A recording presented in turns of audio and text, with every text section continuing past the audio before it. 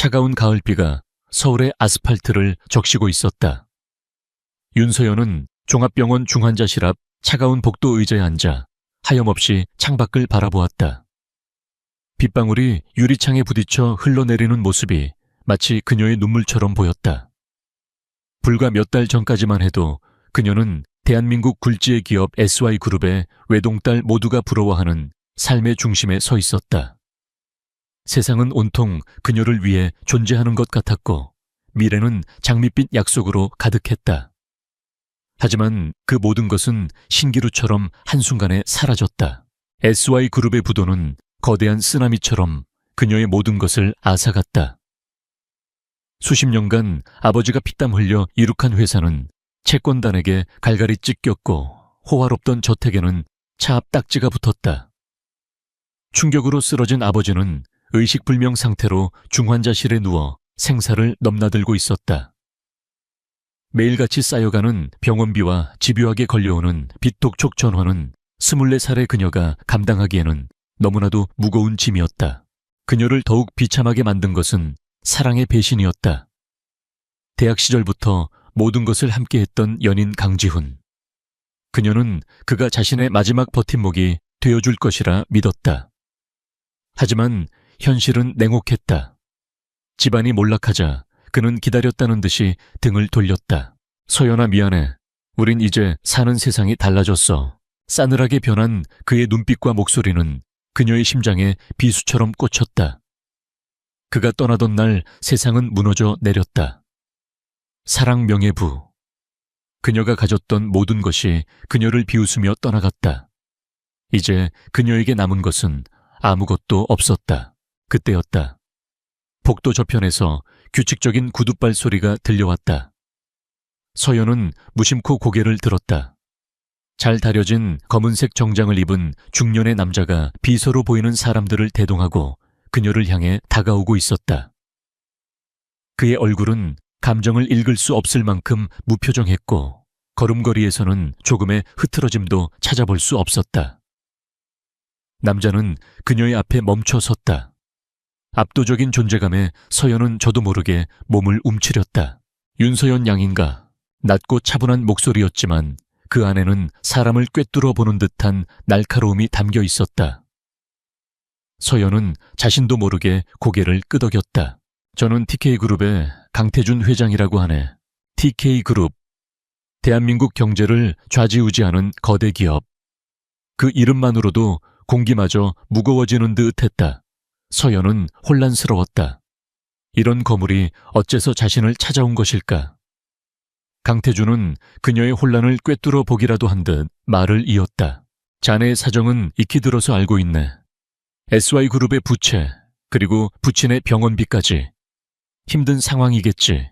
그의 목소리에는 동정의 기색이 전혀 없었다. 그는 마치 잘 짜인 체스판의 말을 내려다보는 것처럼 그녀의 상황을 하나의 사실로서 언급할 뿐이었다. 드릴 제안이 하나 있어서 직접 찾아왔네. 강태준은 옆에 서 있던 김 비서에게 눈짓했다. 김 비서는 정중하게 서류 가방을 열어 얇은 서류철 하나를 꺼내 서연 앞에 작은 테이블 위에 올려놓았다. 서연의 시선이 서류철 표지에 박힌 혼인계약서라는 글자에 닿았다. 그녀의 눈이 커졌다. 이게 무슨 뜻인가요? 목소리가 떨려 나왔다. 강태준은 테이블 위 서류를 턱짓으로 가리키며 말했다. 말 그대로일세. 나와 결혼해주게. 서연은 순간 자신의 귀를 의심했다. 이 상황이 너무나도 비현실적이어서 헛것을 듣는 것만 같았다. 그녀는 실소했다. 농담이시라면 재미없군요. 저는 회장님 같은 분과 엮일 이유가 없습니다. 농담이 아닐세. 강태준의 목소리는 여전히 차가웠다. 이 계약서에 서명하면 자네 부친의 병원비는 물론 SY그룹이 남긴 모든 부채를 내가 해결해주지. 그뿐만이 아닐세. 자네가 원한다면 재기할 수 있는 발판도 마련해 줄 수 있네. 자네 아버지가 평생을 바친 SI를 되찾고 싶지 않나. 그의 제안은 악마의 속삭임처럼 달콤했다. 아버지를 살릴 수 있다. 빚더미에서 벗어날 수 있다. 심지어 무너진 가문을 다시 일으킬 기회까지. 서연은 흔들렸다. 하지만 이내 자존심이 고개를 들었다. 이런 굴욕적인 방식으로 도움을 받을 수는 없었다. 외저조 회장님 정도 되시는 분이 원한다면 세상 어떤 여자라도 얻으실 수 있을 텐데요. 그건 자네가 알 바 아니네. 나는 내게 필요한 것을 얻고 자네는 자네에게 필요한 것을 얻는 것뿐이야. 이건 철저한 거래일세. 강태준의 눈빛은 한치의 흔들림도 없었다. 그는 그녀를 인격체가 아닌 목적을 위한 수단으로 보고 있었다. 서연은 주먹을 꽉 쥐었다. 손톱이 손바닥을 파고드는 아픔이 느껴졌다. 싫습니다. 제 인생을 팔 수는 없어요. 인생을 파는 게 아니야. 교환하는 거지. 강태준은 자리에서 일어섰다. 그의 큰 키가 서연의 머리 위로 그림자를 드리웠다. 선택은 자네 몫이야. 하지만 명심하게. 이 제안을 거절하고 자네가 마주할 현실은 지금보다 훨씬 더 끔찍할 거라는 걸. 병원에서는 당장 내일 모레까지 밀린 치료비를 내지 않으면 부친의 치료를 중단하겠다고 통보했다더군. 채권자들은 자네를 가만두지 않을 테고 과연 자네 혼자의 힘으로 그 모든 걸 감당할 수 있을까? 그의 말 한마디 한마디가 비수처럼 날아와 서연의 심장에 박혔다. 그는 그녀의 가장 약한 부분을 정확히 알고 있었다. 아버지는 그녀에게 남은 유일한 가족이자 삶의 이유였다. 아버지를 잃을 수는 없었다. 서연은 고개를 숙였다. 눈물이 뺨을 타고 흘러내려 테이블 위에 계약서 위로 떨어졌다. 그녀의 자존심, 신념, 미래. 그 모든 것이 이 얇은 종이 한 장 앞에서 무력하게 부서지고 있었다. 그녀는 패배했다. 계약 기간은 어떻게 되죠? 목이 메어 간신히 나온 목소리였다. 강태준의 입가에 희미한 미소가 스쳐 지나갔다. 승자의 미소였다. 1년 동안 내 아내의 역할을 충실히 이행하면 되네. 그 후에는 깨끗하게 이혼해주지. 위자료도 두둑하게 챙겨줄 테니 걱정 말고. 1년. 그녀의 1년이라는 시간을 팔아 아버지의 목숨과 가문의 빚을 청산하는 것이다. 비싸지만 지금 그녀에게는 선택의 여지가 없었다. 김 비서가 펜을 꺼내 그녀의 앞에 놓았다. 펜은 청은망은처럼 무겁게 느껴졌다. 서연은 떨리는 손으로 펜을 집었다. 한때는 꿈과 희망을 그리던 손이었다. 이제는 자신의 영혼을 파는 계약서에 서명하고 있었다. 아베오지, 죄송해요. 지훈아, 이제 너를 완전히 잊을게. 서연은 눈을 감았다. 그리고 마지막 남은 자존심의 조각마저 삼켜버린 채 계약서의 서명란에 자신의 이름을 적어 내려갔다. 윤, 세어, 연. 세 글자가 완성되는 순간 그녀의 세상은 돌이킬 수 없는 강을 건넜다. 그녀는 더 이상 SY그룹의 공주 윤서연이 아니었다. 그녀는 이제 TK그룹 강태준 회장의 계약 신부 철저히 그의 소유물이 되었다. 창밖의 비는 더욱 거세게 내리고 있었다. 마치 그녀의 암담한 미래를 예고하는 것처럼 계약서의 서명이 끝나자마자 세상은 놀라울 정도로 빠르게 변했다. 바로 다음 날 아침 병원 원무과장은 상냥하기 그지없는 목소리로 아버지를 VIP 병실로 옮겼으며 세계 최고의 의료진을 투입해 치료를 시작했다고 알려왔다. 지옥 같던 비톡촉 전화는 거짓말처럼 끊겼고 며칠 전까지만 해도 험악한 얼굴로 집 앞을 지키던 사채업자들은 흔적도 없이 사라졌다. 강태준이라는 이름이 가진 힘은 실로 막강했다.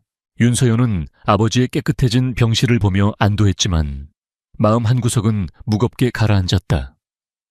그녀는 자유를 팔아 아버지를 구했다. 이 거래는 성공적이었지만 그녀의 영혼에는 지울 수 없는 낙인이 찍혔다. 이제 그녀는 강태준의 여자, 그의 소유물이었다. 며칠 후 김 비서가 그녀를 찾아왔다. 그는 감정 없는 목소리로 회장님 댁으로 들어가실 준비를 하셔야 합니다 라고 통보했다. 그녀에게는 거부권이 없었다. 최소한의 짐만 챙긴 서연은 김 비서가 준비한 검은색 세단에 올랐다. 차는 서울의 번화가를 지나 평창동의 언덕길로 접어들었다. 창밖으로 보이는 풍경은 점점 더 호화로워졌고 이내 거대한 철문 앞에 차가 멈춰 섰다. 철문은 소리 없이 열리며 잘 가꿔진 정원과 압도적인 크기의 저택을 드러냈다. 회색빛 석재로 지어진 저택은 마치 중세시대의 성처럼 보였다. 차갑고 위압적이며 그 누구의 접근도 허락하지 않을 것 같은 견고함. 그곳은 사람이 사는 집이라기보다는 강태준이라는 왕이 사는 성에 가까웠다. 저택 안으로 들어서자 사용인들이 일렬로 서서 그녀를 맞았다. 그들은 약속이라도 한 듯 정중하게 고개를 숙였지만 그들의 눈빛 어디에서도 환영의 기색은 찾아볼 수 없었다. 오직 차가운 의무감과 희미한 호기심만이 감돌았다. 제 방은 어디죠? 서연이 묻자 나이가 지긋해 보이는 집사가 앞으로 나섰다. 이쪽입니다. 서연 아가씨. 회장님께서 미리 준비해 두셨습니다. 집사를 따라 2층으로 올라간 서연은 거대한 방으로 안내받았다. 최고급 가구와 장식품으로 꾸며진 방은 그녀가 이전에 살던 저택의 방보다 훨씬 더 넓고 화려했다. 하지만 그 화려함 속에는 온기가 없었다. 모든 것이 너무나 완벽하게 정돈되어 있어 마치 잘 만들어진 모델 하우스 같았다. 한쪽 벽면 전체를 차지한 드레스룸에는 이미 세계적인 명품 브랜드의 옷과 가방 구두가 가득 채워져 있었다. 그녀의 취향이나 의견은 조금도 반영되지 않은 오직 TK그룹 안주인이라는 역할에 맞춰진 물건들이었다. 이곳은 그녀의 방이 아니라 그녀가 연기해야 할 배역의 분장실이었다. 그날 저녁 집사는 저녁 식사 전에 공식적인 가족 소개 자리가 있을 것이라고 전했다. 회장님의 가족 말인가요? 서연은 그제야 자신이 강태준에 대해 아는 것이 거의 없다는 사실을 깨달았다. 그에게 아내가 없다는 것 외에는 자식은 다른 가족은 그동안 자신의 절망에 빠져 미처 생각지도 못했던 질문들이었다. 네. 도련님께서 와 계십니다. 도련님. 아들이 있다는 뜻이었다. 서연은 왠지 모를 불안감에 휩싸였다. 자신보다 나이가 많을까 아니면 어릴까? 어떤 사람일까? 앞으로 1년 동안 한 집에 살아야 할 사람에 대해 아무것도 모른다는 사실이 그녀를 초조하게 만들었다. 약속된 시간이 되자 사용인들이 들어와 그녀의 단장을 도왔다. 그녀가 입을 옷은 강태준이 직접 골랐다는 단아한 아이보리색 원피스였다. 화장은 옅게 머리는 자연스럽게 풀어내렸다. 거울 속에 비친 자신의 모습은 낯설었다. 화려하지만 영혼 없는 인형. 그녀는 깊은 한숨을 내쉬며 방을 나섰다. 1층의 거대한 다이닝룸. 긴 원목 테이블의 상석에는 이미 강태준이 앉아 있었다. 그는 서연을 한번 훑어보더니 만족스럽다는 듯 희미하게 고개를 끄덕였다. 그의 시선은 마치 잘 만들어진 상품을 감정하는 감정사의 그것과 같았다. 앉아라. 명령조의 말에 서연은 그의 맞은편 의자에 조용히 앉았다. 어색한 침묵이 흘렀다. 서연은 테이블 위에 놓인 화려한 식기들로 시선을 피했다. 심장이 불안하게 뛰었다. 바로 그때 다이닝룸의 문이 열렸다. 늦어서 죄송합니다, 아버지. 갑자기 일이 생겨서. 익숙한 목소리. 서연은 심장이 멎는 듯한 충격에 고개를 들었다. 문 앞에 서 있는 사람은 바로 강지훈이었다. 그녀가 그토록 사랑했고 그녀를 그토록 비참하게 버렸던 남자. 지훈 역시 테이블에 앉아있는 서연을 발견하고는 그 자리에 얼어붙었다. 그의 눈이 믿을 수 없다는 듯이 커졌다. 충격, 혼란, 그리고 이내 분노로 그의 얼굴이 일그러졌다. 서연아, 네가 왜 여기에? 강태준의 차가운 목소리가 지훈의 말을 끊었다. 인사해라. 앞으로 내 아내가 될 사람이다. 그 말은 마치 폭탄처럼 다이닝룸의 공기를 산산조각 냈다. 지훈은 아버지와 서연을 번갈아 쳐다보며 경악을 금치 못했다. 서연 역시 마찬가지였다. 세상이 빙글빙글 도는 것 같았다. 강태준, TK그룹의 회장, 그리고 강지훈의 아버지. 자신이 계약 결혼을 한 상대가 사랑했던 남자의 아버지였다니. 이보다 더 잔인한 운명의 장난이 또 있을까? 그녀는 자신이 얼마나 끔찍하고 복잡한 함정에 빠졌는지 그제야 깨달았다. 아버지, 이게 무슨 말씀이세요? 아내가 될 사람이라니요. 서연이는 제 여자친구였어요. 지훈이 소리쳤다. 그의 목소리에는 배신감과 분노가 가득했다. 하지만 강태준은 눈 하나 깜짝하지 않았다. 였던 것이겠지. 과거형은 정확하게 사용해야지. 그는 마치 아들의 절규가 들리지 않는다는 듯 나이프를 들어 스테이크를 썰기 시작했다. 그 여유로운 모습이 지훈을 더욱 격분하게 만들었다. 지훈은 서연에게로 시선을 돌렸다. 그의 눈빛은 경멸과 혐오로 가득 차 있었다. 너 어떻게 이럴 수가 있어? 돈 때문에 우리 아버지가 돈이 많으니까 나를 버리고 우리 아버지에게 붙은 거야. 그의 말은 날카로운 칼이 되어 서연의 심장을 후벼 팠다. 돈 때문에. 틀린 말은 아니었다. 하지만 그에게서 그런 말을 듣는 것은 다른 차원의 고통이었다. 그녀의 입술이 파르르 떨렸지만 아무 말도 할 수 없었다. 무슨 변명을 할 수 있단 말인가. 말해봐, 윤서연. 이게 어떻게 된 일이냐고. 지훈이 그녀에게 다가서며 윽박질렀다. 서연이 움츠러드는 순간 강태준의 서늘한 목소리가 다시 한번 울려 퍼졌다. 그만해라, 강지훈. 내 손님에게 무리하게 굴지 마라. 손님. 그는 서연을 아내가 될 사람이 아닌 손님이라고 칭했다.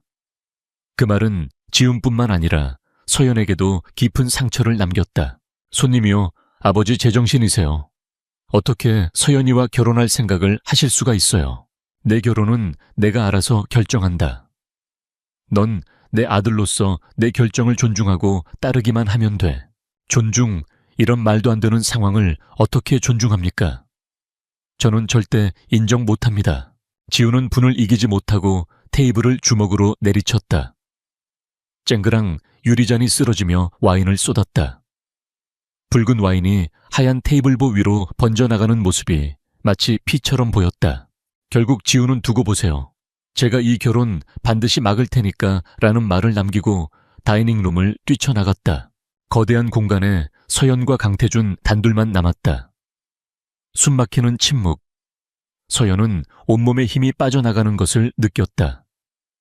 이제야 모든 조각이 맞춰졌다.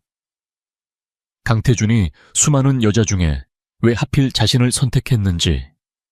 이것은 단순한 거래가 아니었다. 처음부터 아들인 지훈을 겨냥한 잔인하고 계산된 복수극 혹은 통제 수단이었던 것이다. 그리고 그녀는 그 무대의 가장 중요한 장기말로 이용당했다. 서연은 떨리는 목소리로 간신히 입을 열었다. 알고 계셨습니까? 강태준은 우아하게 와인을 한 모금 마신 후 냅킨으로 입가를 닦았다.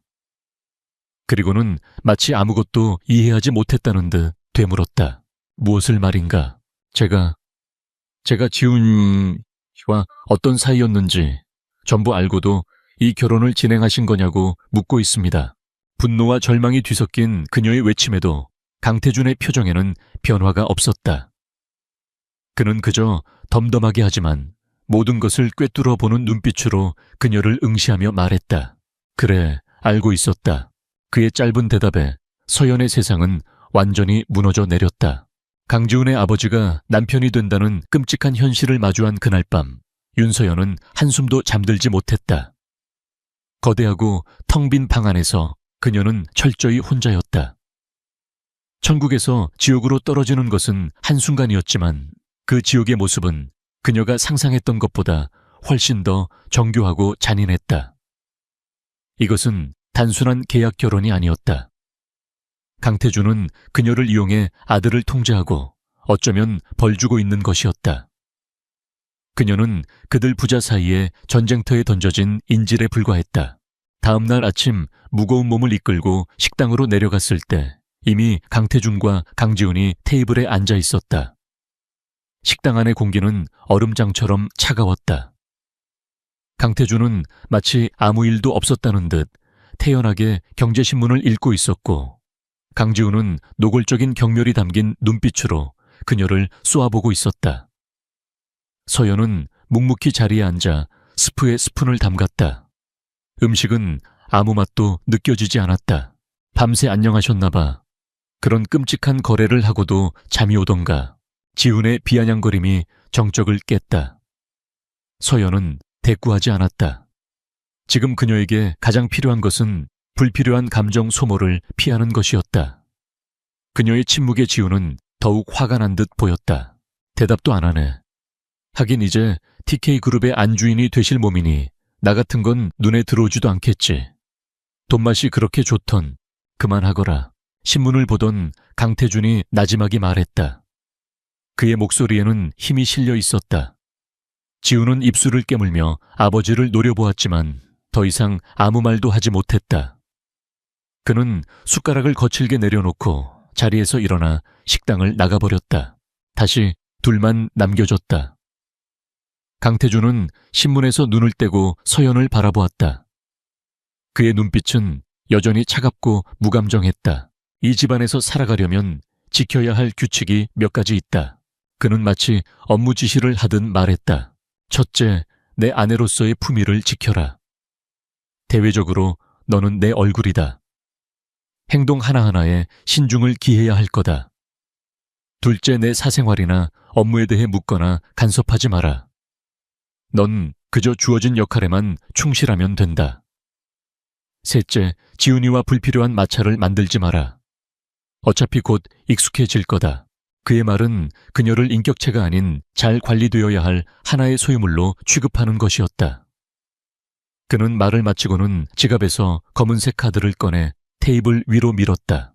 필요한 건 뭐든지 이걸로 사도록. 강태준의 아내라는 역할에 걸맞게 보이는 것도 너의 의무 중 하나니까. 한도 없는 신용카드. 과거의 그녀였다면 기뻐했을지도 모를 물건이었지만 지금은 족쇄처럼 느껴졌다. 그는 돈으로 그녀의 모든 것을 통제할 수 있다고 믿는 듯했다. 서연은 조용히 카드를 집어들었다. 반항은 무의미했다. 그날 이후 저택에서의 삶은 보이지 않는 전쟁이었다. 강지훈은 사사건건 그녀를 물고 늘어졌다. 복도에서 마주칠 때마다 경멸적인 시선을 던지는 것은 예사였고, 과거의 추억을 들먹이며 그녀를 모욕하거나 일부러 다른 여자와 다정하게 통화하는 모습을 보여주기도 했다. 그는 그녀가 돈 때문에 자신을 배신하고 아버지를 택한 파렴치한 여자라고 굳게 믿고 있었다. 넌 사랑도 돈으로 사는구나. 우리 아버지 옆에서 행복해. 그 늙은이 품이 그렇게 좋더냐. 그의 아기의 참말들은 매일같이 그녀의 가슴을 핥히었다. 하지만 서연은 묵묵히 모든 것을 견뎌냈다. 소리를 지르거나 눈물을 보이는 것은 그가 원하는 바였다. 그녀는 자신의 나약함을 그 누구에게도, 특히 강씨 부자에게 보이고 싶지 않았다. 그녀의 무표정한 얼굴과 침묵은 지훈을 더욱 미치게 만들었다. 시간은 흘러갔다. 강태준은 사업 때문에 바빴고 며칠씩 집을 비우는 일도 잦았다. 서연은 거대한 성에 갇힌 라푼젤과도 같았다. 하지만 그녀는 창밖만 바라보며 왕자를 기다리는 공주가 되기를 거부했다. 쇼핑이나 사교 모임으로 시간을 죽이는 대신 그녀는 저택의 서재로 향했다. 강태준의 서재는 작은 도서관을 방불케 할 정도로 방대했다. 벽면을 가득 채운 책들은 문학, 역사, 철학을 넘어 경제, 경영, 최신 기술에 이르기까지 모든 분야를 아우르고 있었다. 서연은 이곳에서 새로운 무기를 찾기로 결심했다. 그녀는 더 이상 무력하게 당하고만 있지 않을 터였다. 그녀는 미친 듯이 책을 읽기 시작했다. 경제신문과 경영 전문 잡지를 매일 정독했고 기업 재무인수, 합병 리스크 관리에 관한 책들을 파고들었다. 특히 그녀가 집중한 것은 TK그룹과 관련된 모든 정보였다. 그룹의 역사, 주요 계열사의 현황 경쟁사들의 동향, 그리고 강태준 회장의 경영 철학까지. 아버지를 도와 SY그룹의 일을 어깨너머로 배웠던 경험이 큰 도움이 되었다. 그녀는 스펀지처럼 지식을 빨아들였다.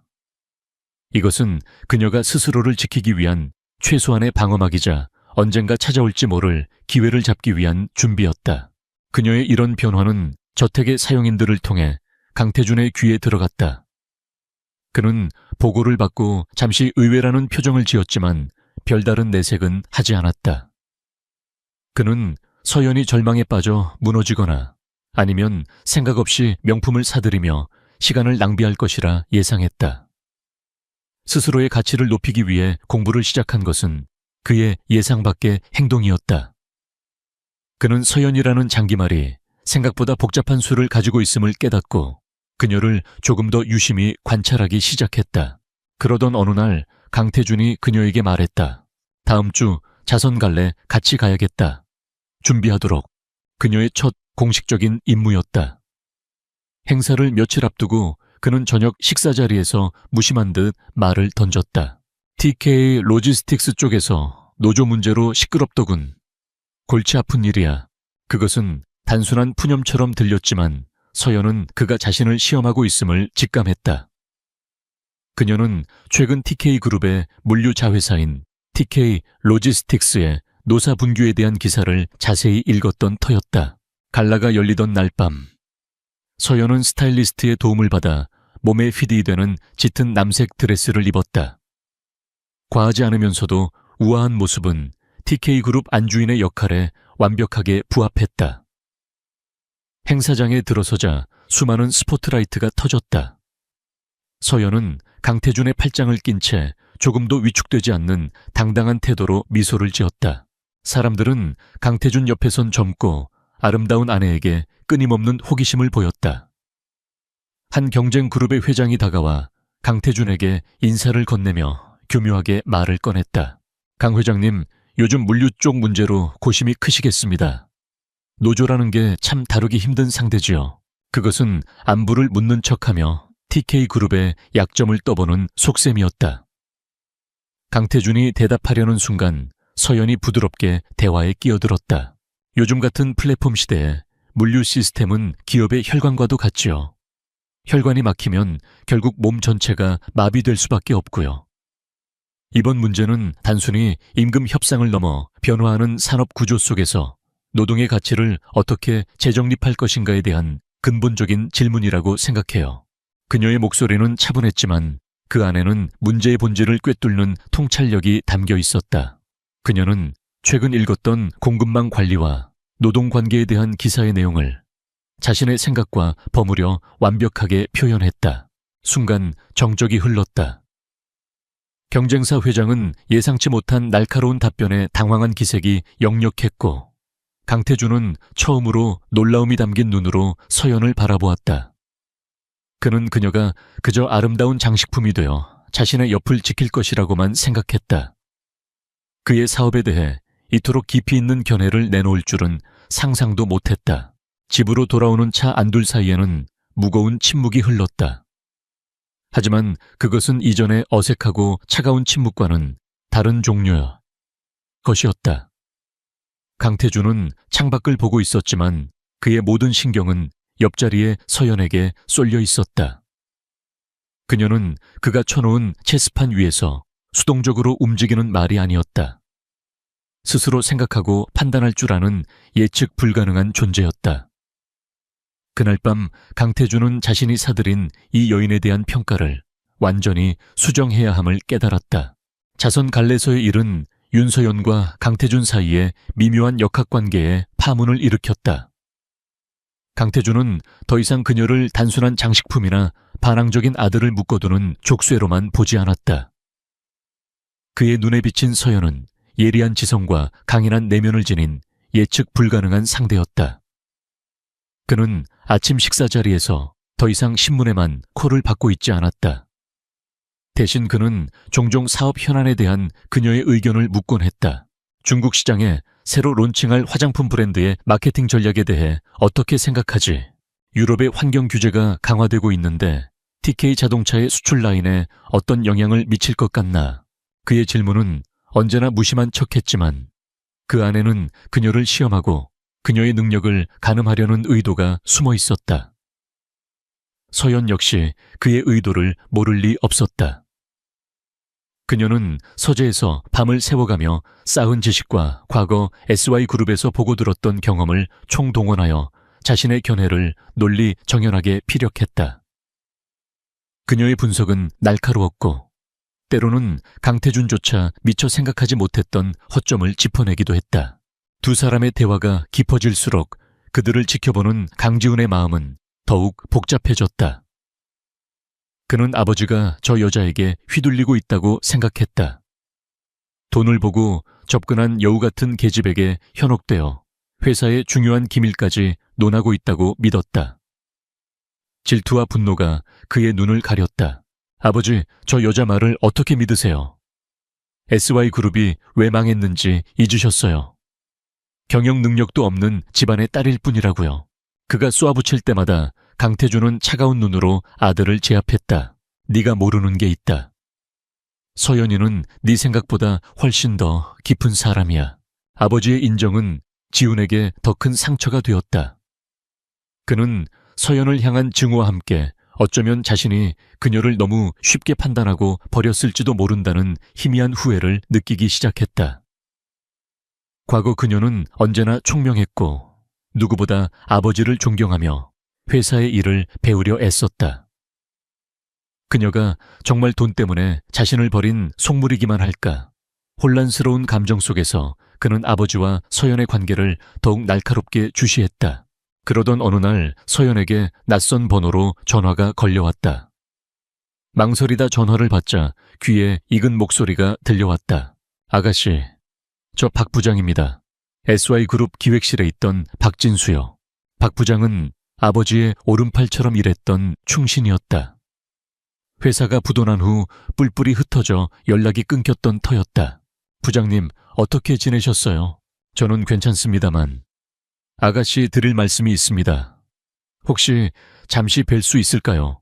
박 부장의 목소리는 조심스러웠지만 그 안에는 긴박함이 서려 있었다. 며칠 후 서연은 약속 장소인 허름한 카페에서 초췌한 모습의 박 부장과 마주 앉았다. 그는 주변을 살피며 낮은 목소리로 이야기를 꺼냈다. 아가씨, 아무래도 SY그룹의 부도는 단순한 경영 악화 때문이 아닌 것 같습니다. 그의 말에 서연의 심장이 내려앉았다. 그게 무슨 말씀이세요? 회사가 어려워진 건 사실입니다. 하지만 마지막에 결정타가 되었던 중국 합작투자건은 처음부터 뭔가 이상했습니다. 당시 저희가 개발 중이던 신소재 기술을 노리고 경쟁사에서 의도적으로 접근한 함정 같다는 심증이 있었습니다. 회장님께서도 돌아가시기 전에 그 부분을 가장 원통해 하셨습니다. 박 부장은 떨리는 손으로 서류 봉투 하나를 내밀었다. 이건 당시 제가 개인적으로 모아두었던 자료들입니다. 별건 아닐지도 모르지만 혹시 아가씨께 도움이 될까 해서요.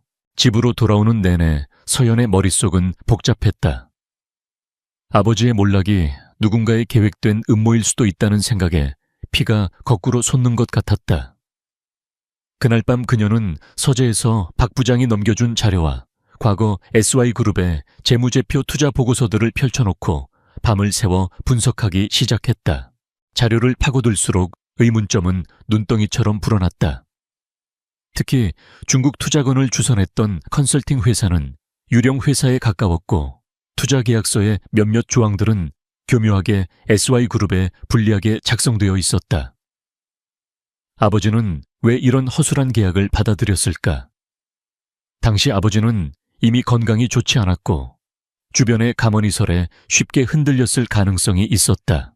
며칠 동안 서재에 틀어박혀 있는 그녀를 강태준은 조용히 지켜보고 있었다. 그는 그녀가 무엇을 하는지 묻지 않았지만 밤늦도록 꺼지지 않는 서재의 불빛과 그녀의 지친 얼굴에서 무언가 심상치 않은 일이 벌어지고 있음을 직감했다. 그러던 어느 날 저녁 서연은 거실에서 TK그룹의 이사들과 화상회의를 하고 있는 강태준의 모습을 보게 되었다. 그는 냉철하고 카리스마 넘치는 지도자였다. 하지만 회의가 끝나고 홀로 소파에 앉아 깊은 한숨을 내쉬는 그의 뒷모습에서는 지독한 외로움과 무거운 책임감이 느껴졌다. 거대한 제국을 이끄는 왕의 고독. 서연은 그 순간 그에 대한 미움과는 별개로 인간적인 연민을 느꼈다. 어쩌면 그 역시 이 차가운 성에 갇혀있는 또 다른 포로일지도 모른다는 생각이 들었다. 그녀는 조용히 그에게 다가가 따뜻한 차 한 잔을 건넸다. 강태준은 놀란 눈으로 그녀를 바라보았다. 피곤해 보여서요. 서연의 무심한 한마디에 강태준은 잠시 할 말을 잃었다. 그는 묵묵히 차를 받아 한 모금 마셨다. 따뜻한 온기가 온몸으로 퍼져나갔다. 둘 사이에는 말이 없었지만 더 이상 이전과 같은 날카로운 긴장감은 흐르지 않았다. 무슨 일 있나? 며칠째 얼굴이 좋지 않군. 강태준이 먼저 침묵을 깼다. 서연은 잠시 망설였다. 자신의 가족사를, 특히 그의 아들과 얽혀있는 이 남자에게 털어놓아도 될까 하지만 지금 그녀에게는 도움이 필요했다. 혼자의 힘으로는 거대한 음모의 실체에 다가갈 수 없었다. 그리고 대한민국에서 이 남자보다 더 강력한 힘을 가진 사람은 없었다. 저희 아버지 회사 SY그룹의 파산에 대해 조사하고 있어요. 서연은 담담하게 입을 열었다.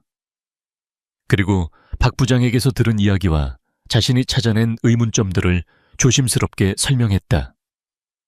그녀의 이야기가 진행될수록 강태준의 표정은 점점 굳어졌다. 그는 서연이 내민 자료들을 날카로운 눈으로 훑어보았다. 이 투자건을 주선한 회사는 오리온 캐피탈이군. 강태준이 나지막이 말했다. 그의 목소리에는 차가운 분노가 서려 있었다. 알고 계신 곳인가요? 오리온 캐피탈의 배후에는 박만수 회장이 있지. 드림건설의 박 회장 말이네. 드림건설의 박만수.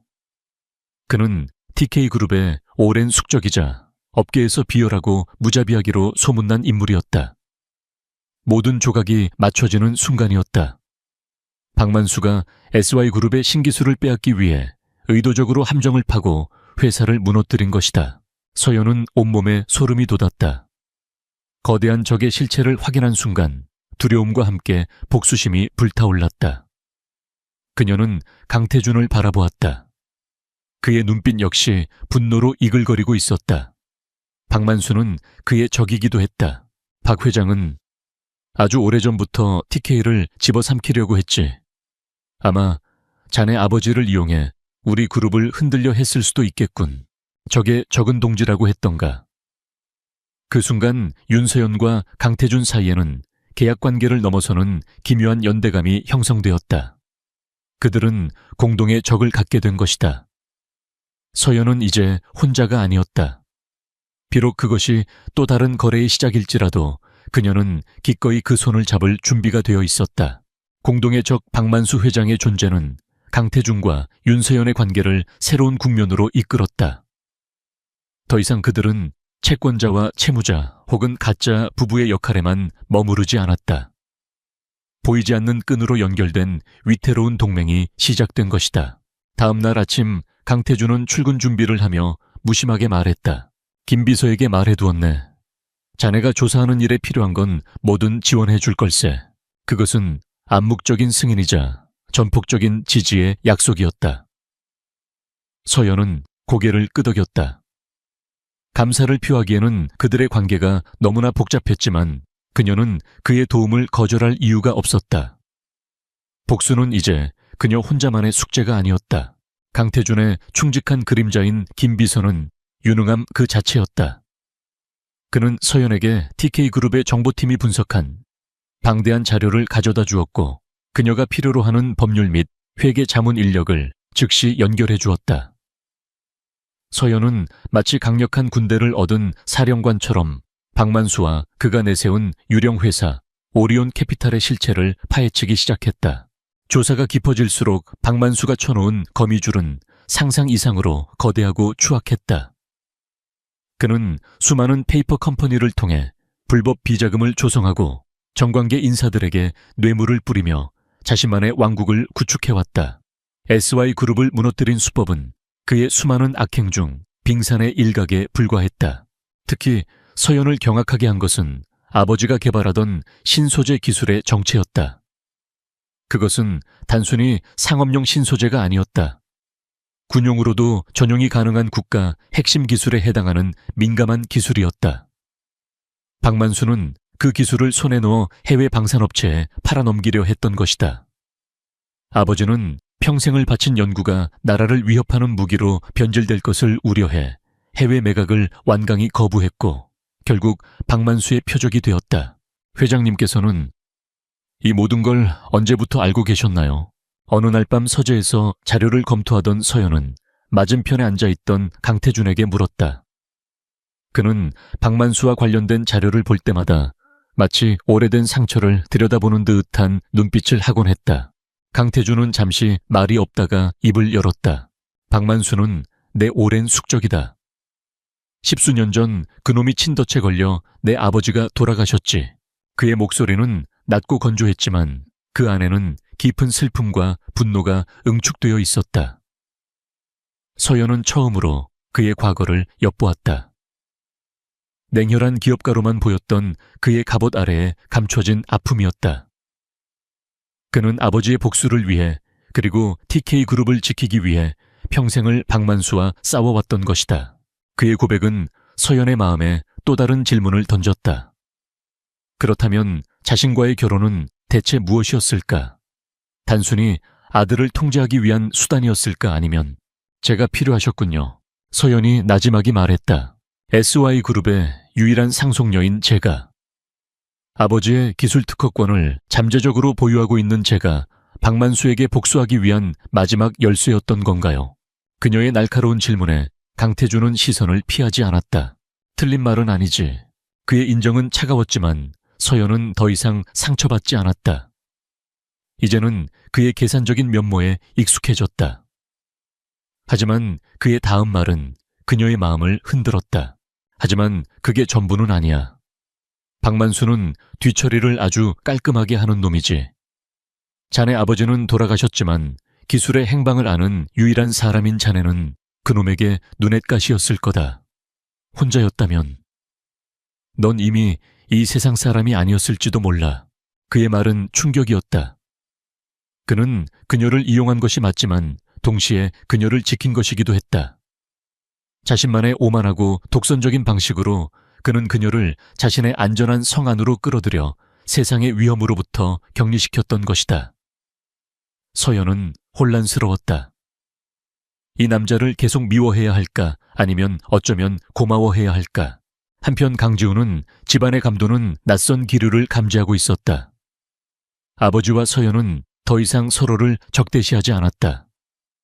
오히려 그들은 밤늦게까지 서재에서 함께 무언가를 논의했고 그들 사이에는 지훈이 끼어들 수 없는 묘한 공감대가 형성되어 있었다. 그는 소외감을 느꼈다. 질투심에 사로잡혀 서연과 김비서의 뒤를 밟던 그는 그들이 드림건설과 박만수 회장에 대해 조사하고 있다는 사실을 어렴풋이 눈치챘다. 결국 그는 서연을 찾아가 따져 물었다. 도대체 무슨 꿍꿍이야? 아버지랑 같이 뭘 꾸미고 있는 거냐고. 우리 회사랑 경쟁하는 드림건설은 왜 조사하는 건데? 예전처럼 비아냥거리는 투가 아니었다. 그의 목소리에는 진심 어린 혼란과 불안감이 묻어 있었다. 서연은 잠시 그를 바라보다가 진실의 일부를 말해주기로 결심했다. 네가 알던 것처럼 우리 아버지는 무능해서 회사를 잃은 게 아니야. 드림건설 박만수 회장의 함정에 빠져 돌아가신 거야.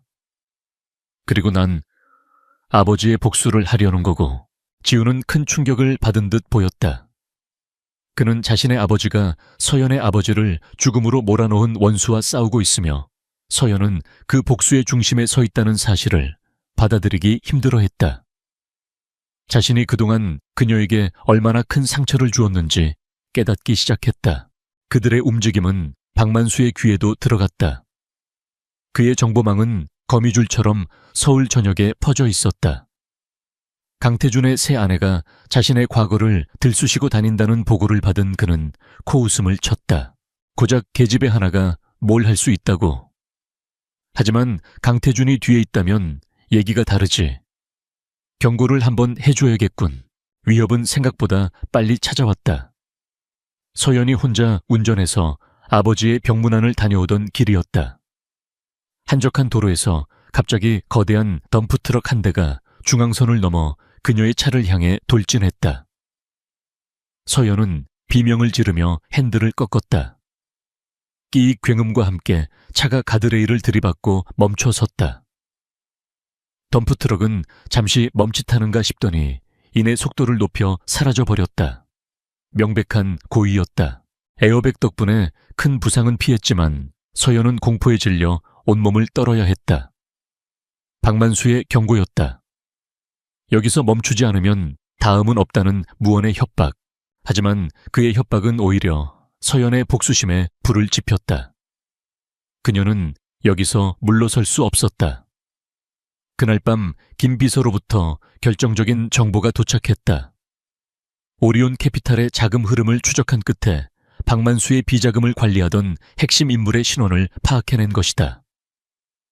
그리고 그 인물이 보관하고 있던 비밀 장부를 확보할 수 있는 결정적인 단서를 찾아냈다.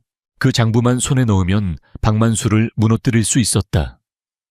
하지만 그것은 호랑이 굴에 제 발로 들어가는 것과 같은 위험한 일이었다. 박만수는 자신의 치부가 드러나는 것을 막기 위해서라면 살인도 마다하지 않을 남자였다. 서연은 마른 침을 삼켰다. 이제 폭풍의 눈으로 걸어 들어갈 시간이었다. 되돌아갈 길은 없었다. 박만수를 무너뜨릴 결정적 증거인 비밀 장부. 그것을 손에 넣는 것은 곧 전쟁의 시작을 의미했다.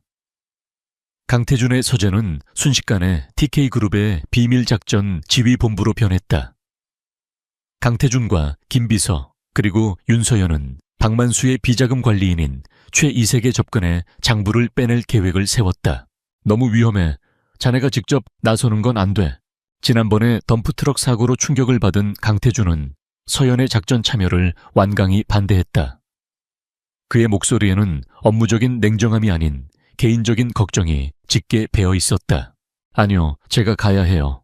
서연은 물러서지 않았다. 그녀의 눈빛은 그 어느 때보다 단호했다. 최 이사는 극도로 신중한 인물이에요. TK그룹의 사람이 접근하면 바로 경계할 겁니다. 하지만 저는 달라요. SY그룹의 몰락한 상속녀 남편에게 의지해 살아가는 연약한 여자. 그는 저를 얕보고 방심하겠죠. 그 허점을 이용해야 해요. 그녀의 논리는 빈틈이 없었다. 강태준은 주먹을 꽉 쥔 채 그녀를 바라보았다. 그녀의 용감함이 자랑스러우면서도 그녀를 위험 속으로 밀어 넣어야 한다는 사실에 가슴이 찢어지는 듯했다. 결국 그는 무겁게 고개를 끄덕였다. 작전은 치밀하게 계획되었다. 서연은 우연을 가장해 최 이사의 아내가 주최하는 사교 모임에 참석했고 그곳에서 순진하고 세상 물정 모르는 부잣집 사모님을 연기하며 최 이사에게 접근했다. 그녀는 SY그룹의 남은 자산을 처분하는 문제로 고민이 많다며 유능한 재무 전문가인 최 이사에게 개인적인 자문을 구하고 싶다는 명분을 만들어냈다. 박만수의 충견인 최 이사는 강태준의 아내가 제 발로 굴러 들어오자 그녀를 이용해 TK그룹의 내부 정보를 빼낼 수 있을 거라는 생각에 의심 없이 미끼를 물었다. 며칠 후 서연은 최 이사와 단둘이 만났다.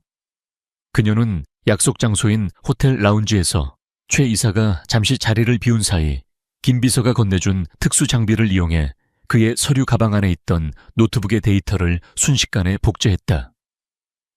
심장이 터질 듯이 뛰었지만 그녀는 태연한 표정을 유지했다. 작전은 성공적으로 끝나는 듯했다. 하지만 그 모든 것은 박만수가 파놓은 함정이었다. 서연이 호텔을 빠져나와 차에 오르는 순간 건장한 남자들이 나타나 그녀를 둘러쌌다.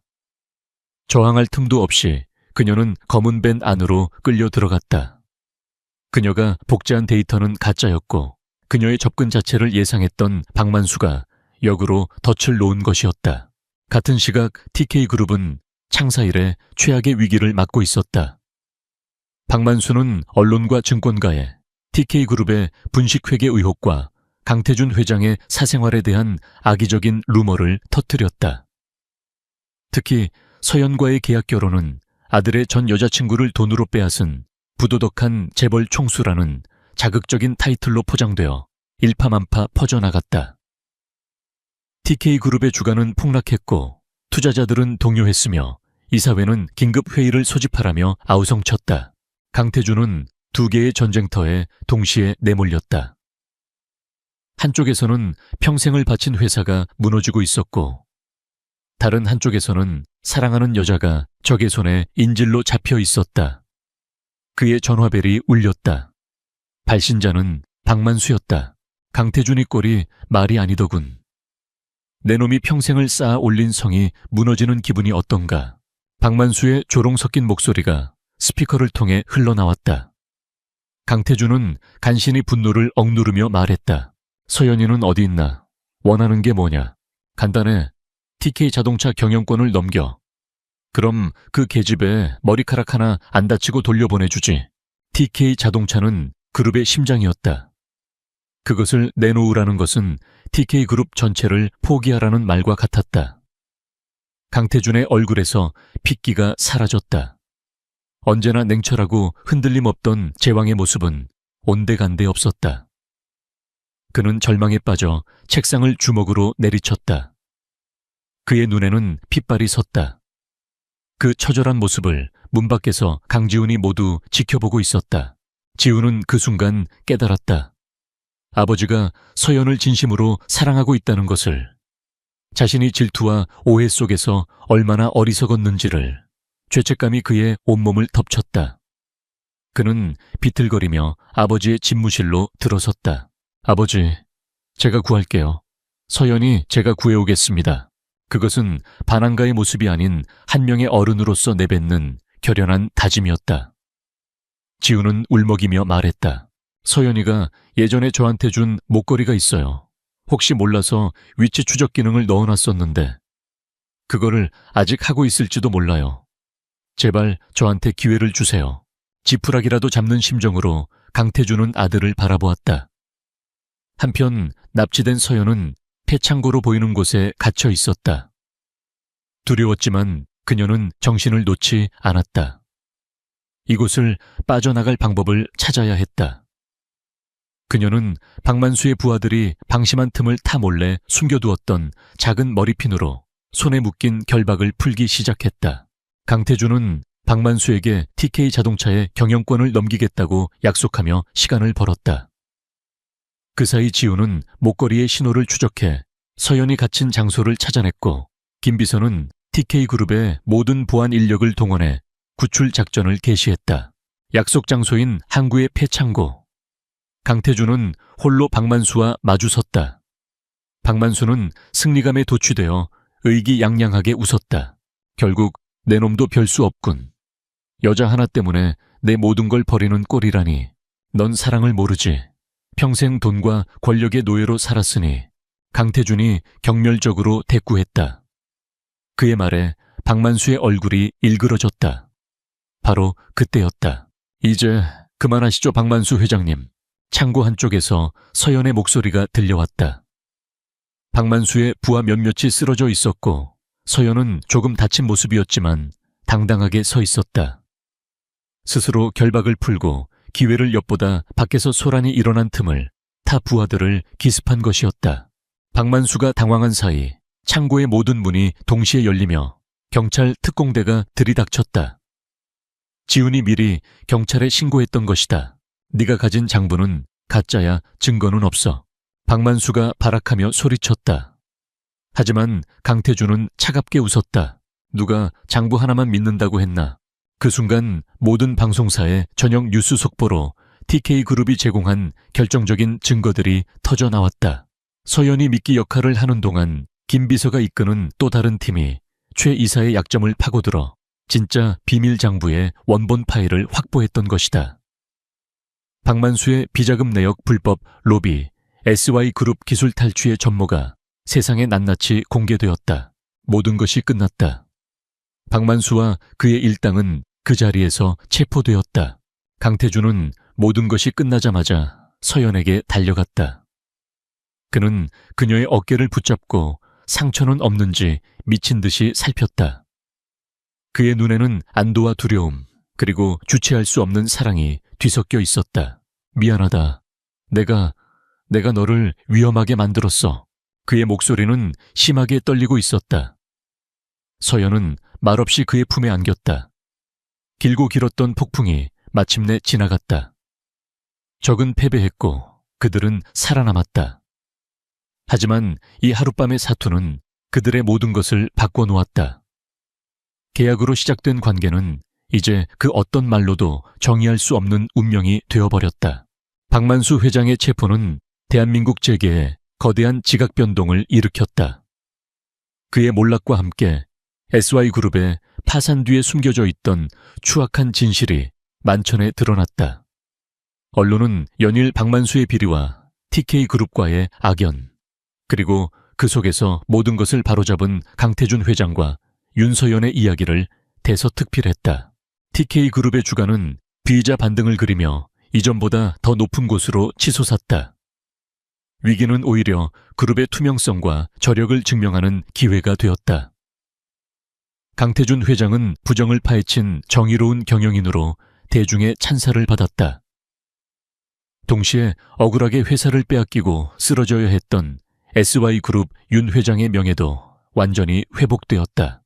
폭풍이 지나간 뒤 강태준의 저택에는 낯선 평온함이 찾아왔다. 더 이상 그곳은 차가운 성이 아니었다. 함께 사선을 넘어온 두 사람 사이에는 굳이 말로 하지 않아도 통하는 깊은 유대감이 흐르고 있었다. 서연은 매일같이 아버지가 계신 병원을 찾았다. 기적처럼 아버지는 의식을 되찾았다.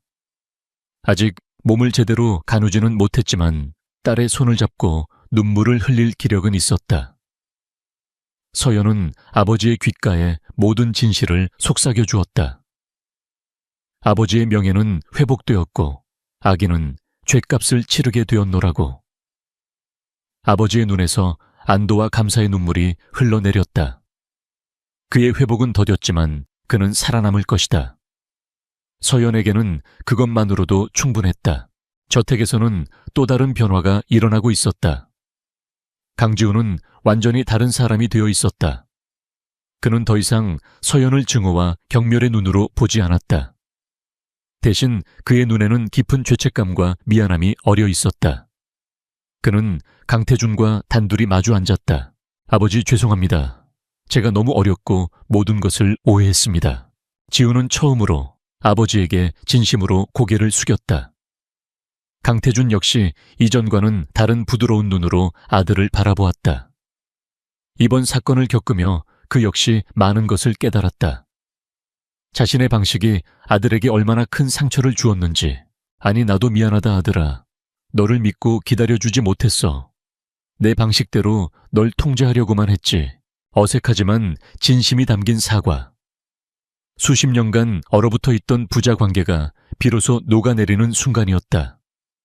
지우는 잠시 망설이다가 서연에 대한 이야기를 꺼냈다. 서연이는 이제 행복해야 해요. 아버지께서 행복하게 해주세요. 저는 멀리서 응원하겠습니다. 그는 자신의 첫사랑을 깨끗하게 떠나보냈다. 그것은 그가 한 단계 더 성장했다는 증거였다. 며칠 후 지우는 경영 일선에서 물러나 미국으로 유학을 떠나겠다고 선언했다. 그는 더 넓은 세상에서 스스로의 힘으로 자신을 증명해 보이고 싶었다. 강태준은 묵묵히 아들의 결정을 지지해 주었다. 모든 것이 제자리를 찾아가고 있었다. 단 하나 서연과 강태준의 관계를 제외하고 그들의 1년짜리 계약은 아직 끝나지 않았지만 이미 그 계약의 목적은 사라진 지 오래였다. 이제 그들 사이에는 애매하고 불확실한 공기만이 감돌았다. 어느 날 저녁 강태준은 서연을 자신의 서재로 불렀다.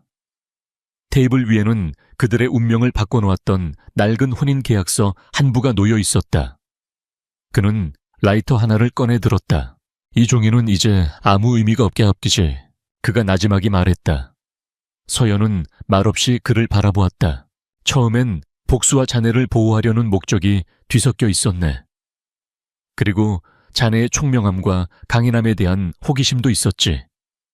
하지만 그 모든 감정들이 언제부터인가 다른 이름으로 바뀌더군.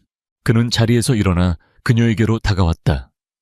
언제나 자신만만하고 모든 것을 통제하던 제왕의 모습은 온데간데 없었다. 그녀 앞에서는 그저 사랑에 빠진 한 남자가 서 있을 뿐이었다. 자네를 잃을지도 모른다고 생각했을 때 내 세상이 무너지는 것 같았어. 회사가 망하는 것보다 내 목숨을 잃는 것보다 그게 더 두려웠네. 윤서연, 그가 떨리는 손으로 그녀의 뺨을 감쌌다. 그의 눈에는 서연이 처음 보는 깊고 절실한 감정이 담겨 있었다. 나는 자네를 소유하고 싶지 않아. 자네의 파트너가 되고 싶네. 자네의 옆에서 함께 웃고 함께 싸우고 함께 늙어가고 싶어. 그는 서연의 손을 잡고 그 위에 계약서를 올려놓았다. 나라는 남자와 처음부터 다시 시작해주지 않겠나 계약이 아닌 진심으로. 그의 고백에 서연의 눈에서 눈물이 흘러내렸다. 그녀는 이 저택에 복수와 생존을 위해 들어왔다. 사랑 같은 것은 사치라고 생각했다. 하지만 이 차가운 남자에게서 누구보다 뜨거운 진심을 보았고 그의 고독한 그림자 속에서 안식을 느꼈다. 그녀 역시 그를 사랑하게 된 것이다. 서연은 미소와 함께 고개를 끄덕였다. 그녀는 강태준의 손을 잡고 함께 계약서 위로 라이터 불꽃을 가져갔다. 종이는 순식간에 불길에 휩싸여 재로 변했다. 그들의 아픈 과거와 족쇄 같던 계약이 완전히 사라지는 순간이었다. 제가 흩날리는 자리에서 그들은 서로를 깊이 끌어안고 입을 맞췄다. 1년 후 윤서연은 SY그룹의 이름을 되찾아 아버지의 신소재 기술을 기반으로 한 첨단 기술 기업 SY테크를 성공적으로 이끌고 있었다. 그녀는 더 이상 누군가의 아내나 딸이 아닌 자신만의 능력으로 우뚝 선 유능한 CEO였다. 강태준 회장에게는 사랑꾼이라는 새로운 별명이 붙었다. 그는 공식 석상에서 아내에 대한 애정을 숨기지 않았고 그의 얼굴에서는 과거의 냉정함 대신 부드러운 미소가 떠나지 않았다. 그날 저녁 부부는 저택의 정원을 함께 거닐고 있었다. 한때 차갑고 위압적이기만 했던 그곳은 이제 아름다운 꽃과 따스한 온기로 가득한 그들의 보금자리가 되어 있었다. 지훈 씨에게서 메일이 왔어요. 이번 학기에도 수석이라더군요. 아주 잘 지내고 있대요. 그 녀석도 이제 제 몫을 다하는군. 강태준이 흐뭇하게 웃으며 서연의 손을 깍지 껴잡았다. 고맙소. 내 삶에 들어와 줘서, 나를 바꿔주고 우리 가족을 다시 웃게 해줘서. 저도 고마워요. 제 손을 놓지 않아줘서. 서연이 그의 어깨에 머리를 기댔다. 석양이 그들의 모습을 부드럽게 감싸고 있었다.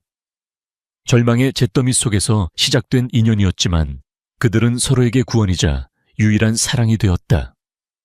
계약은 끝났고 그들의 진짜 사랑 이야기는 이제 막 시작되고 있었다.